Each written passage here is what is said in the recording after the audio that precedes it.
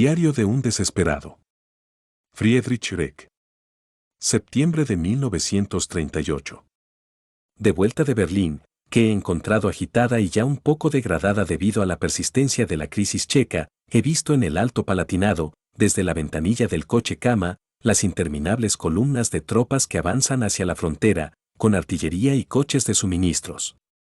Alemania, es decir, esta joven generación educada después de la Guerra Mundial conforme a los principios del salteador de caminos, muestra estos días una curiosa disposición de ánimo, considera la voluntad de ese llamado Führer una especie de ley cósmica, y a todos sus oponentes, incluso los de fuera de las fronteras del país, criminales.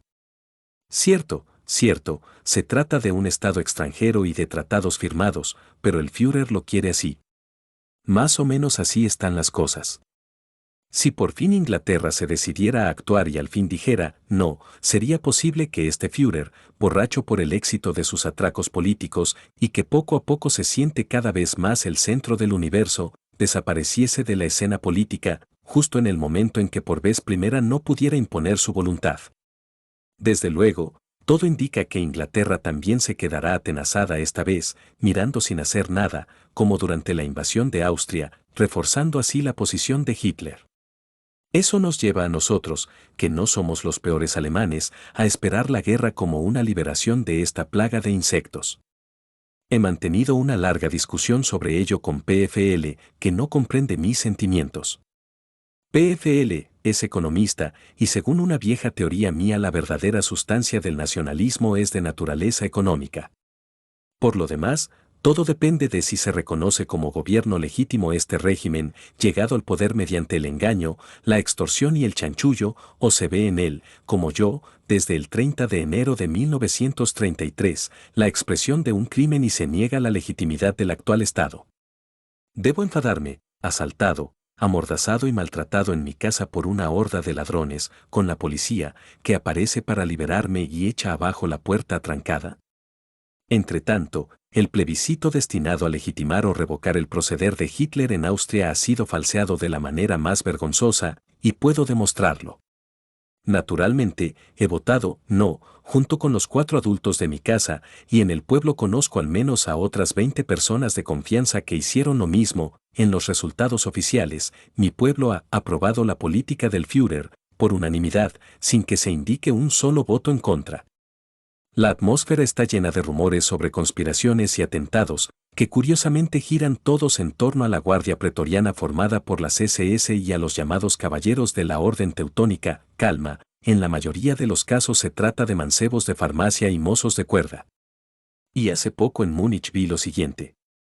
Estaba afeitándome en mi pequeño hotel de siempre, junto a la estación, cuando por la ventana de mi habitación, situada en el 3er piso, pasó rápidamente una sombra y enseguida oí un estampido sordo, un reventar nauseabundo y animal, como recuerdo haber oído en África cuando un coche despedaza sobre la calzada una víbora bufadora inflada expuesta al sol.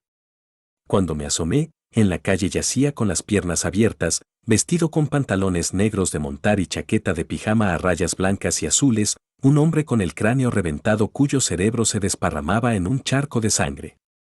Había gente mirando alrededor. Un ciclista desmontado contaba, presa de la excitación, que el hombre que saltó del 4º piso estuvo a punto de caerle encima. Una mujer gritó que había visto incluso al suicida antes de saltar en el alféizar de una ventana.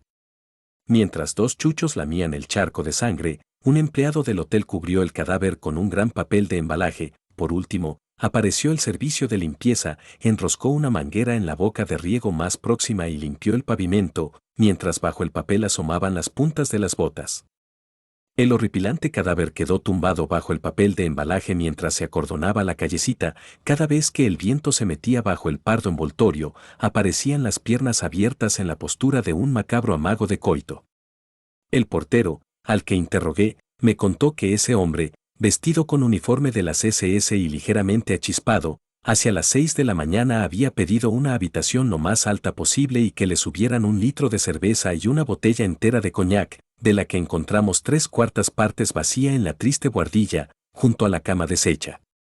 Encontramos también la guerrera negra tirada en el suelo y, dispersa sobre la cama, una gastada colección de esas postales que ofrecen a los viajeros en la Praça do Comércio de Lisboa y, sobre todo, en Port Said, y que representan el acto del apareamiento ampliado en todos sus detalles, por así decirlo, para miopes.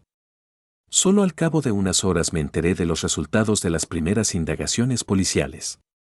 El muerto, que naturalmente se había registrado con nombre falso, era un SS procedente de la escuela de mandos de Tols que había participado en un complot contra Hitler y el partido, y tras cuyos pasos andaba el verdugo. El caso, con todos sus horribles detalles y los aún más horribles restos del muerto, me recuerda una historia que me contó hace años mi amigo Hans von Bülow, sobrino del gran director de orquesta. En la campaña de Finlandia de 1918 apresaron al jefe de una banda bolchevique, un oficial prusiano al que habían capturado en el primer año de la guerra y que, después de pasar por la cárcel y la revolución, se había convertido en un completo saqueador, un oficial de carrera que antes de la guerra y durante unos años había disfrutado en su regimiento de la educación propia de su clase. Este hombre, pues, totalmente asalvajado después de 4 años de cautiverio en Siberia y rebajado a la condición de desgreñado sanguinario, fue aprehendido y condenado a muerte como jefe de una banda que carga sobre su conciencia innumerables atrocidades. Y ahora viene lo increíble, cuando se encontraba ante el pelotón de ejecución y vio los negros ojos de los fusiles que le apuntaban, pidió un cigarrillo, lo encendió, dio un par de caladas, y en el último instante antes de la orden de fuego, se bajó los pantalones. Se dio la vuelta, mostró a la muerte las posaderas desnudas, plantó un montón de excrementos delante del pelotón y recibió al fin, junto con las balas, el sacramento de la muerte, en mitad de una defecación. He hablado una y otra vez con Bülow de esta vieja historia. Al principio, uno tiene la tentación de pensar en Chopin, que gritó la palabra merde a la muerte que se acercaba, podría tener la tentación de ensalzar el desprecio a la muerte de la joven generación. Sería injusto. Lo que parece valor ante la muerte no es más que negrificación, lo que recuerda al estoicismo no es más que la expresión de ese estado de masa en que el ser humano no es ni bueno ni malo, sino profundamente, y con cierto entusiasmo, nada más que una nulidad. En realidad no sabría caracterizar mejor el estado espiritual de estos turbios contemporáneos. Hoy circulan rumores sobre una sublevación popular en Viena, rumores en los que no creo en absoluto. En todo caso se tratará de un poco de alboroto y unas cuantas verduleras apelotonadas, y eso será todo. La masa actúa como un robot, digiere, duerme con sus rubias oxigenadas y engendra hijos para que el termitero perviva, repite con los eslóganes del gran Manitou, denuncia o es denunciada, muere o la matan y así va vegetando, por lo demás, sin ruborizarse siquiera ante la herencia de sus padres, ante los monumentos de un gran pasado, ante las joyas de la corona de su propia cultura.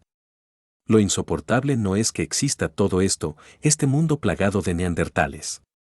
Lo insoportable es que este rebaño de neandertales exija de los pocos humanos íntegros que aún quedan que hagan el favor de volverse también neandertales y que en caso de negativa los amenace con la aniquilación física. Heráclito dice: Ya no saben que los muchos siempre son el mal, y los pocos el bien. Los efesios en edad adulta deberían ahorcarse, y dejar la ciudad a los jóvenes. Echaron de la ciudad a Hermodoro, el más notable de entre ellos, gritando: no habrá entre nosotros nadie que sea el más capaz. Si hay tal, que lo sea en otra parte, entre los otros.